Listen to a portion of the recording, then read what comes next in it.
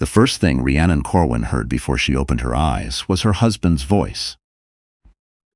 Not the gentle, relieved voice of a man who had spent 2 days in a hospital chair, gripping his wife's hand and willing her back to consciousness. This was the other voice, the one she had learned to recognize over 6 years of marriage, the low, controlled tone he used on the phone with contractors and junior associates when he needed something done without arguments. "Just keep the documents ready," Jasper Latimer said, quietly enough that he probably thought she couldn't hear. "She's still under. The nurses are saying maybe another 24 hours. I need this done before her sister gets in from Vancouver." Rhiannon lay perfectly still.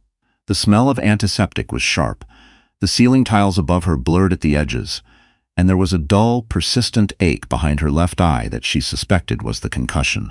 The accident came back in fragments: the intersection at King and Spadina, the red light, the truck that wasn't stopping, and then nothing until now, until this cold fluorescent room and the sound of her husband arranging something over the phone that he clearly didn't want her to know about.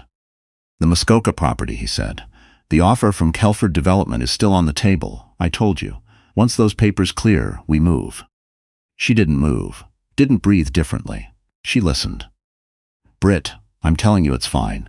She won't fight it. She never fights anything." A pause. "Just be here by 4. I'll handle the rest." The call ended. Rhiannon heard him cross the room, heard the scrape of a chair, and then felt the particular stillness that meant he was sitting beside her and looking at her face to see if she'd woken up. She kept her breathing slow. Even she needed a moment to think. The Muskoka property was not his to sell. It had never been his to sell.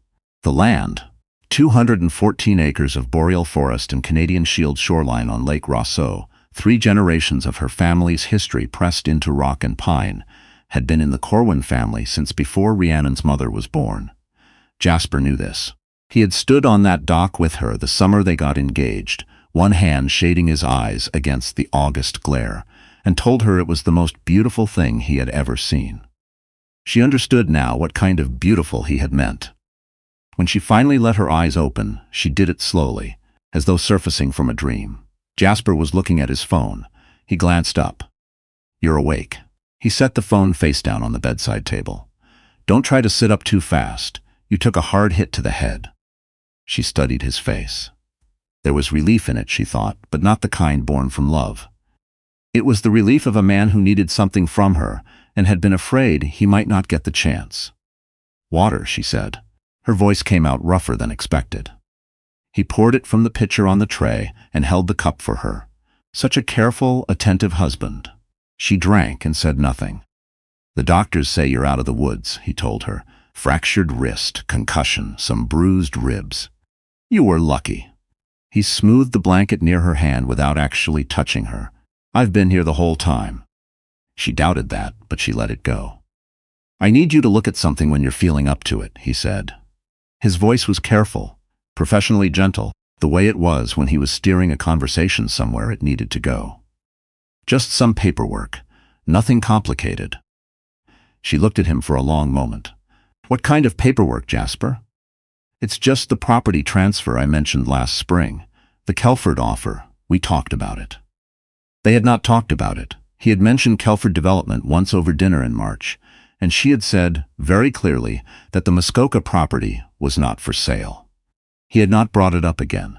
She had assumed he had let it go. She was beginning to understand how badly she had misread her husband.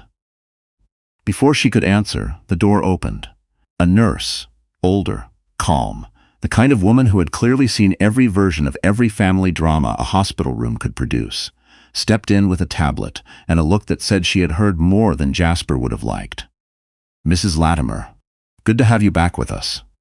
She moved to check the monitor readings, then glanced at Jasper with the polite, immovable authority that good nurses had perfected over years of managing difficult situations.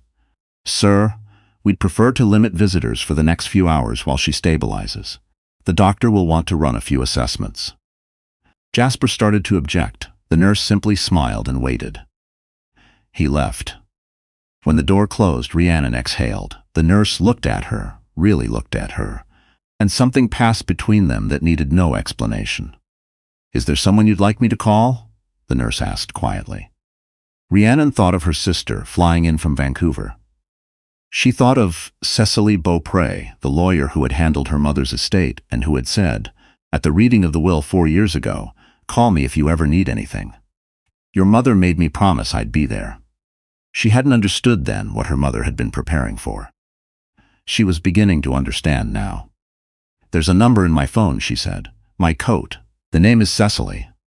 Cecily Beaupre arrived at Toronto General 3 hours later. She was 71 years old, short, broad-shouldered, with silver hair cut close and eyes that had spent decades reading the fine print of agreements that other people never bothered to read until it was too late. She walked into the hospital room carrying a leather briefcase and the air of someone who had been waiting for exactly this phone call. "Your mother thought this day might come," she said, setting the briefcase on the chair beside the bed. She did not say it unkindly.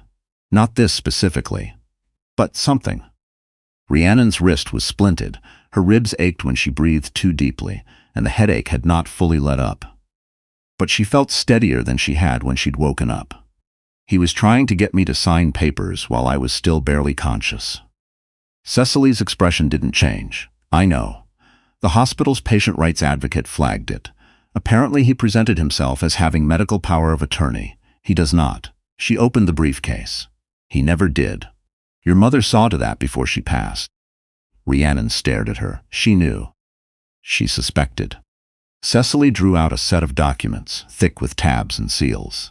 "The Muskoka property has been held in a generational trust since 1987. Your grandmother established it. Your mother renewed it. You are the sole living beneficiary. The trust includes the main cottage, the 2 boathouses, the guest cabin, and all 214 acres of surrounding land." She set the papers carefully on the bed tray.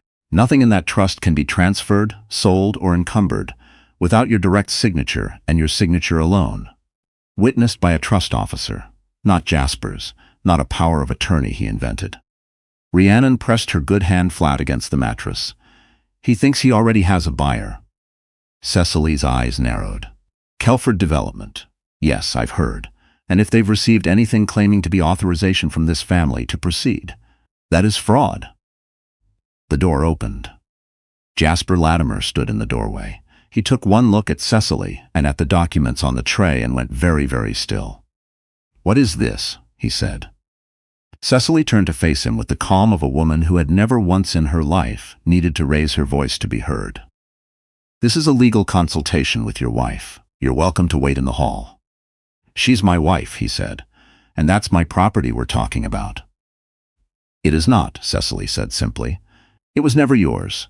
I'd encourage you to consult your own counsel before you say anything further." Something shifted in Jasper's face. The careful, corporate polish cracked, just at the edges. He stepped into the room anyway, moving to the other side of the bed, putting himself between Cecily and Rhiannon, as though physical proximity could reassert control. "Rhiannon," his voice dropped, turned intimate, the register he used when he wanted her to feel that it was only the two of them. "We can talk about this. Whatever she's told you, I can explain. The Kelford deal was for both of us, a fresh start. The property is just land. It's worth so much more as—" "It's not just land," she said. Her voice was quiet. Even. She surprised herself. "My grandmother built the dock. My mother planted every tree on the eastern slope. My sister and I grew up in that water." She looked at him. "You knew that." He had the grace to look away, but only for a moment. "I need to speak with my wife alone," he said to Cecily. "I don't want to speak with you alone," Rhiannon said. A beat of silence. In 6 years of marriage, she had never said that to him. She could see it register on his face, the recalibration, the recognition that this version of her was different from the one he had been managing. Before he could respond, a knock at the door. A young hospital administrator leaned in, visibly uncomfortable. "Mr. Latimer, there's a woman downstairs asking for you. She says it's urgent. Her name is Britt Halverson, and she's been waiting for over an hour." Jasper's jaw tightened. He shot a glance at Rhiannon that was half warning, half guilt, and then composed himself. "Tell her I'll be down in a few minutes. She said she'll come up if you don't come down." The administrator hesitated. "She's somewhat insistent." He left. The room felt easier to breathe in without him. Cecily watched the door close and then turned back to Rhiannon with an expression that was not quite pity and not quite relief, but somewhere between them. "Is there anything you want to tell me about her?" Rhiannon thought about the phone call she'd half heard before she'd fully woken up. "Just be here by 4. I'll handle the rest." She thought about the last 8 months, the late nights, the excuses, the particular flatness that had settled into her marriage like sediment. "She's his assistant," she said, "and I think she was supposed to get something out of this." Britt Halverson was 27, tall, and had the look of someone who had convinced herself she was the heroine of a story, and was now confronting the fact that she had badly misread the genre. She came off the elevator with mascara tracking thin lines down her cheeks, her jaw set, and a folder of papers clenched against her chest. She had probably been composed this morning. She looked brittle now. Jasper intercepted her in the hallway outside the room. Rhiannon could see them through the narrow window in the door. Cecily stood beside her, saying nothing, watching. The conversation was short, and clearly not going the way Britt had expected. Her chin lifted. Her voice rose. Rhiannon couldn't hear the words clearly, but she heard the shape of them, the particular pitch of a woman being told that the promises made to her were not in fact binding on anyone but her. The door swung open. Britt walked in. She stopped when she saw Rhiannon sitting up in the hospital bed, splinted wrist and bruised face and all. "You're awake," she said. The same words Jasper had used, a very different tone. "I've been awake for a while," Rhiannon said.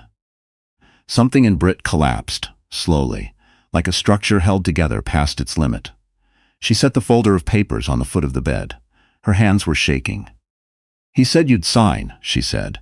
"He said it was already as good as done, that you wouldn't push back." She looked at the documents without touching them.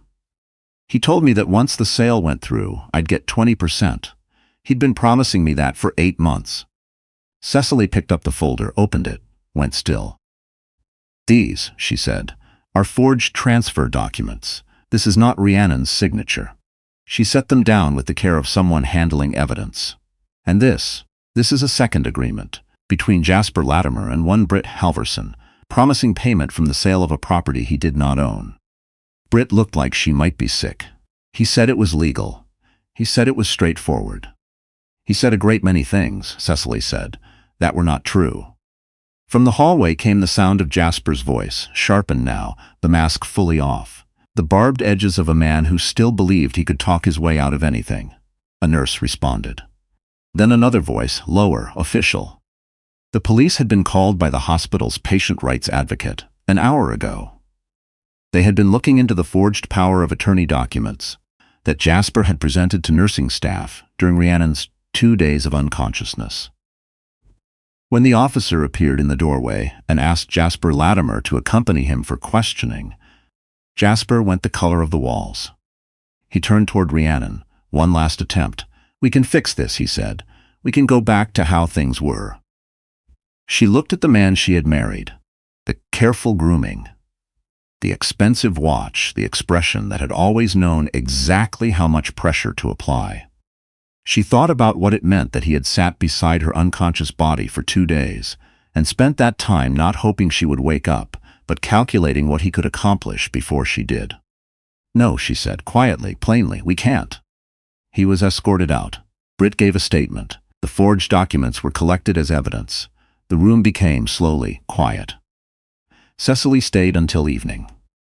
She explained the rest of it over the course of 2 cups of tea that the kind nurse brought in without being asked, and Rhiannon listened to every word. The trust was larger than she had known.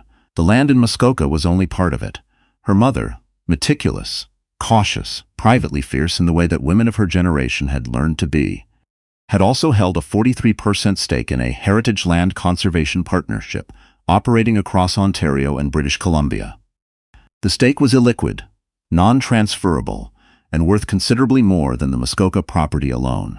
It had all been held quietly, deliberately. She knew, Rhiannon said again, not accusingly, just settling into the fact of it. "She hoped she was wrong," Cecily said, "but she wanted you to have everything you needed if she was right." Her sister arrived from Vancouver that night, red-eyed from the flight and furious in the particular way that only siblings could be.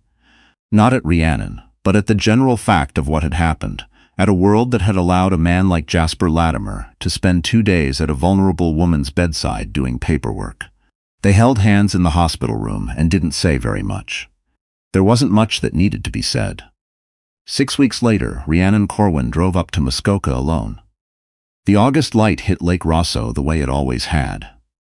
Slanted and golden, turning the water into something that didn't quite look real.